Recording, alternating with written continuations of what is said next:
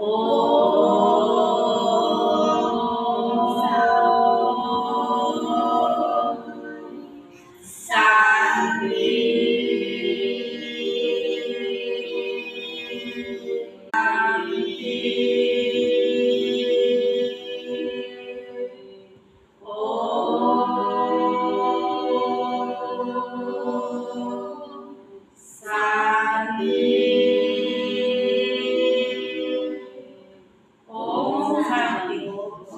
शांति। आज हूँ 3/11/25 प्रातः मुरली। ओम शांति।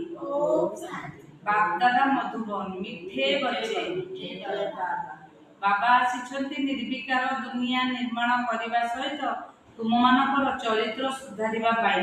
तुम्हें आत्मा माने परस्पर भाई भाई अट, तेणु तुमर दृष्टि बहुत शुद्ध अर्थात पवित्र होगा दरकार। ताले आमे सब आत्मा माने भाई भौणी नुह, समस्ते भाई भाई। प्रश्न, तुम्हें पिला माने चिंता शून्य सम्राट अट, तथापि कि तुमर गोटे मूल चिंता निश्चित रहा उचित, ताहा कौन?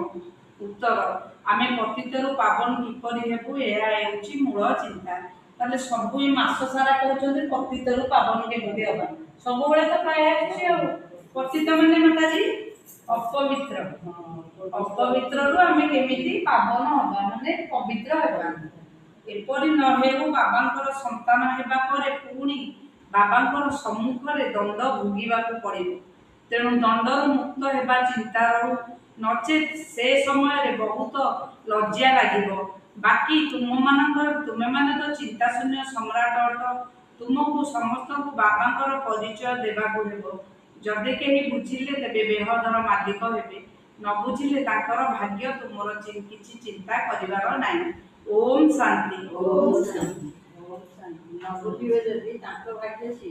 अच्छा हो, अच्छा मिठा मिठा शिखी लभे संतान मानक प्रति माता पिता बाप दादाकर मधुर स्नेह संपन्न शुभेच्छा एवं सुप्रभात।